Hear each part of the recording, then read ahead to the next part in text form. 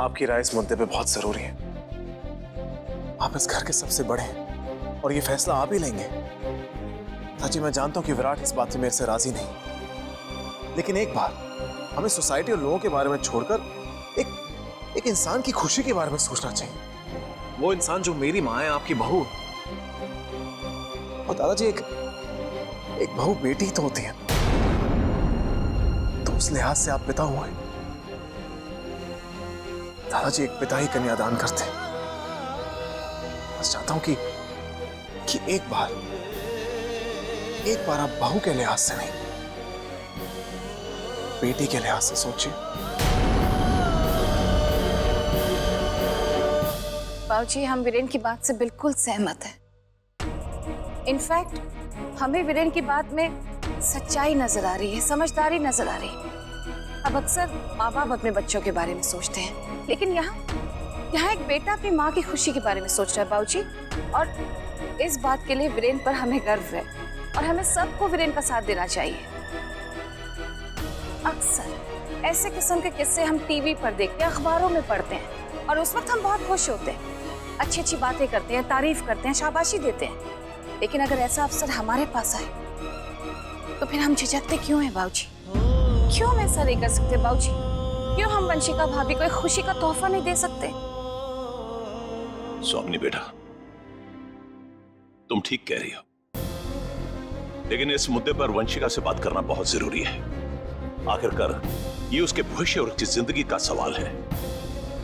दादाजी, माँ से आप ही बात करेंगे, आप ही उनसे जानने की कोशिश करेंगे कि इस बात पर उनकी सहमति है या नहीं।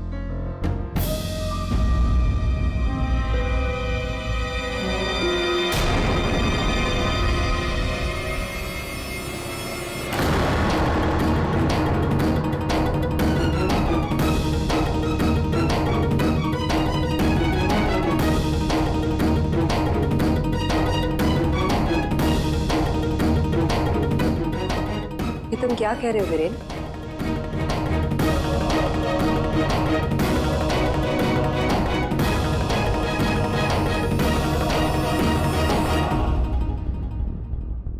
मैं तुमसे कुछ पूछ रही हूँ वीरेन।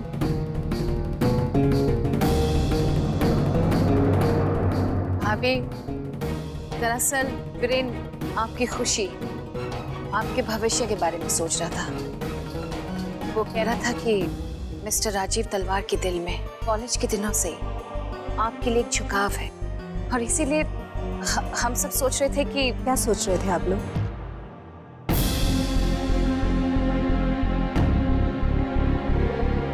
हम वीरेन के प्रस्ताव के बारे में सोच रहे थे भाभी। कैसा प्रस्ताव? देखिए भाभी, वीरेन चाहता है कि आपकी जिंदगी को एक नई शुरुआत, वो आपको नई दिशा देना चाहता है, आपको खुश देखना चाहता है, और उसका मानना है कि वो खुशी आपको मिस्टर राजीव तलवार दे सकते हैं। उनसे शादी करके आपका सारा अकेलापन, सारी तन्हाई आपसे हमेशा के लिए दूर हो जाएगी।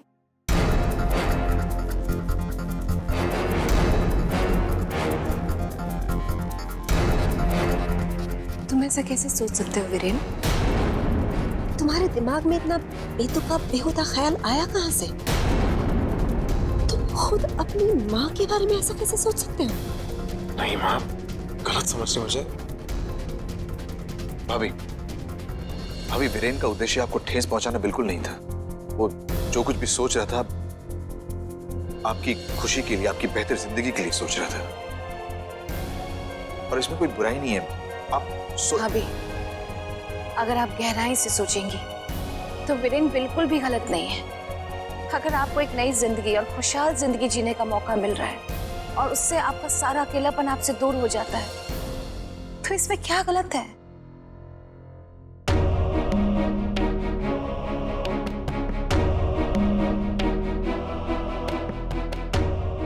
दीदी, मैं नहीं जानती थी आप लोग मुझसे इस तरह छुटकारा चाहेंगे।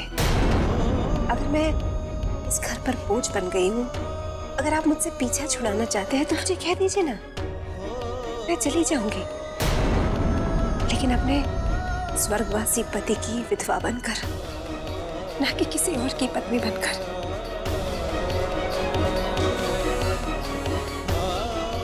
ऐसी जिंदगी से तो मुझे मर जाना पसंद नहीं थी। आप हाँ देखो, आपको हर्ट करने की मेरी इंटेंशन बिल्कुल नहीं थी। मैं तो बस लेकिन वीरेन, लेकिन तुमने मुझे बहुत गहरी ठेस पहुंचाई वीरेन। तुम्हारे पापा और मेरे बीच में किसी और को लाकर। बहू, वीरेन का मकसद तुम्हारी भावनाओं को ठेस पहुंचाना नहीं था। वो तो सिर्फ तुम्हारी खुशी के लिए तुम्हारी आने वाली जिंदगी के बारे में सोच रहा था। एक बेटा अपनी मां के बारे में सोचेगा तो कौन सोचेगा बेटा? पर वीरेन, तुमने ऐसा कैसे सोच लिया? तुम्हें कैसे लगा कि मैं यहाँ खुश नहीं हूँ, कि मैं अकेली हूँ, तन्हा हूँ?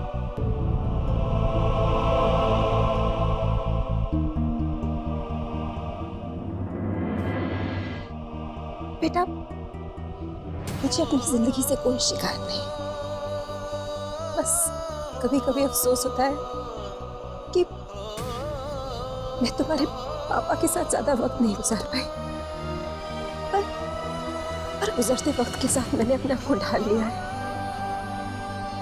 मैं आज तक उनकी यादों के सहारे जीती आई हूं ना। बाकी की जिंदगी उनकी यादों के सहारे कट जाएगी। मैं और किसी के साथ कभी खुश नहीं रह सकती, ऐसा सोच भी नहीं सकती। बेटा, तुम्हारे पापा इस दुनिया से चले गए तो क्या हुआ? उनके प्यार की निशानी तो मेरी आंखों के सामने। तुम और विराट, तुम्हारी आंखों में मुझे तुम्हारे पापा दिखाई देते हैं। बेटा, जब तक तुम दोनों मेरे पास हो, मुझसे कभी दूर नहीं हो सकते। वो आज भी मेरे मन में बसे और आखिरी सांस तक बसे, क्योंकि प्यार और शादी सिर्फ एक बार होते हैं, सिर्फ एक से।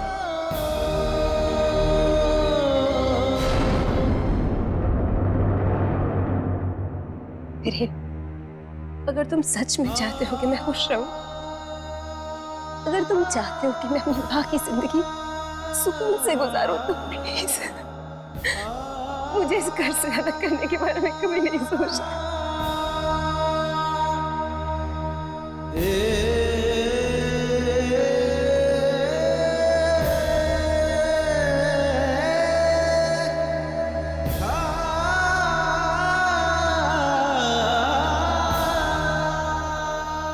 सॉरी, मुझसे गलती हो गई। लेकिन भाभी,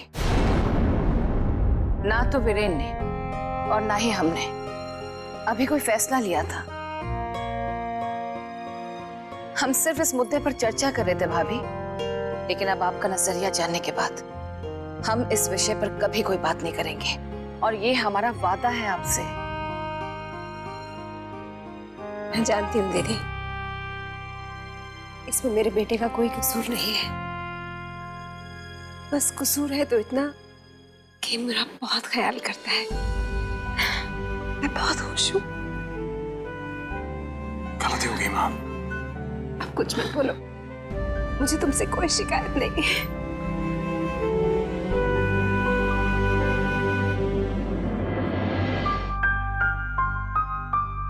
तुम सब सही कह रहे थे। जीवन साथी का साथ हो या ना हो, उसकी यादें इतनी गहरी होती हैं कि उन्हें भुलाना मुमकिन नहीं होता। इस बात का एहसास मुझे आज हो रहा है। काश पहले हो गया होता, मैं इतनी बड़ी नासमझी नहीं करता।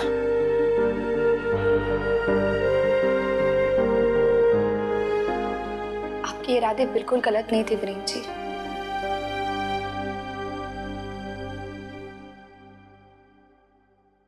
बस आपका नजरिया अलग था। वीरेन जी, आपने अपनी माँ की खुशी के बारे में इतना सब कुछ सोचा, यही बहुत बड़ी बात है। एंड आई एम श्योर माँ आपकी फीलिंग्स को जरूर समझेंगी। हाँ जीविका, लेकिन अफसोस इस बात का है कि कि मेरी वजह से घर में इतना बड़ा हंगामा हो गया। और मैंने विराट को ऋषिकेश से यहाँ बुला लिया। अब वो ऋषिकेश वापस जाने की जिद करेगा और उस बात को लेकर घर में फिर से टेंशन। नहीं बहन जी, इस बारे में आप टेंशन मत लीजिए। विराट को ऋषिकेश वापस जाने की कोई जरूरत नहीं है। हाँ, अगर वो एक और शर्त लगाना चाहता है तो वो जरूर जा सकता है। कोई और शर्त? कोई और शर्त? इसका मतलब विराट ने जो मानवी के साथ शर्त लगाई थी वो जीत गया? मानवी ने हाँ कर दी? Are you serious? विराट का मिशन पूरा हो गया? हाँ वीरेन जी, विराट दिल की बात में मानवी से जीत गया। मानवी ने अपने दिल का इजहार कर दिया। अरे ये तो इतनी अच्छी न्यूज़ है, मुझे पहले क्यों नहीं बताया? कैसे बताती वीरेन जी, घर में इतनी टेंशन चल रही है, बता नहीं पाई। Anyways, इतनी अच्छी न्यूज़ है, मानवी से बात करनी चाहिए। हाँ जीजू। समझ में नहीं आ रहा कि तुम्हें बधाई दूं या तुम्हारी हार की कंडोलेंस दूं। चलो कोई बात नहीं, तो उन्हें ही दे देता हूं। बधाई कम कंडोलेंस, मुबारक हो साली साहिबा। वैसे नाना करते करते तुमने फाइनली हाँ कर दी। बुखार तुम्हें भी लगी क्या है? वैसे मानवी, मेरी गुड विशेस विराट हो तुम्हारे साथ हमेशा। थैंक यू जीजू, मैं भी बहुत खुश हूँ, पर साथ ही साथ डर भी लग रहा है जीजू। वो विराट ने अभी तक चंडीगढ़ में सारे घर वालों को ये बात अभी तक नहीं बताई है। पता नहीं जब ये बात सामने आएगी तो सबका क्या रिएक्शन होगा, क्या होने वाला है, सोच सोच के बहुत डर लग रहा है। मानवी घबराओ मत, जो भी होगा अच्छे के लिए होगा, और मैं हूं ना, मैं सब संभालूंगा। मानवी, ये जो मोड़ आया ना तुम्हारी जिंदगी में बहुत ही खूबसूरत है, इसे जी भर के जियो। आई एम श्योर कि विराट और तुम इतनी मुश्किलों को पार करके जो यहाँ तक आए हो, उसके बाद का रिश्ता जो है आगे बढ़ेगा। मैं भी यही चाहती हूँ जीजू। विराट के इतने करीब आकर अब उससे दूर जाना बहुत मुश्किल है। मानी, मुझे यकीन नहीं हो रहा कि मैं सारी बातें तुम्हारे मुंह से सुन रहा हूँ, पर घबराओ मत, सब ठीक हो जाएगा। मैं भी यही उम्मीद करती हूँ जीजू। वैसे आपकी भी बहुत याद आती है। चंडीगढ़ से मैं अचानक चली आई और उसके बाद ना तो आपसे बात हो पाई दोबारा और ना ही मुलाकात। वैसे जीजू, इस बार रक्षाबंधन पे दी तो ऋषिकेश आई रही है, आप भी प्लीज उनके साथ जरूर आना। ऑफ कोर्स भाई, साली साहिबा इतने प्यार से अगर बुलाएगी तो ऐसा कैसे हो सकता है कि जीजू नहीं आए। रक्षाबंधन पे पहुंच जाऊंगा तुम्हारे पास। बाय जीजू। बाय। क्या कर रही थी मनु? मानवी बहुत खुश थी, मुझसे कह रही थी कि तुम ऋषिकेश जा रही हो राखी के लिए, तो मैं भी तुम्हारे साथ चलूं। पर रक्षाबंधन में तो बहुत दिन है। बहुत दिन नहीं है, अगले हफ्ते रक्षाबंधन है, 2 अगस्त को। उसको हाँ वीरेन जी, मैं तो भूल ही गई। पता नहीं क्या हो गया, मेरे दिमाग में कुछ भी मुझे याद नहीं रहता। मिसेस वडेरा, अपने दिमाग को स्थिर रखिए। देखिए, अपनी साली साहिबा को तो मुबारकबाद दे ही चुका हूं, एक बार अपने भाई की पीठ भी थपथपा लेता हूं। भाई साहब, इतनी बड़ी जंग जो जीत के आए।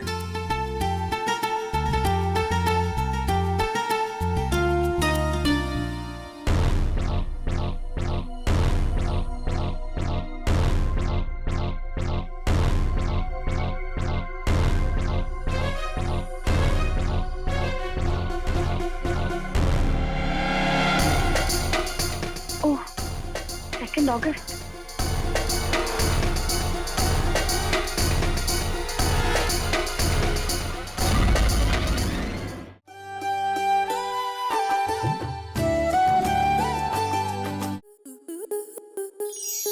आपके मनोरंजन पर अब नहीं लगेगा कोई ब्रेक।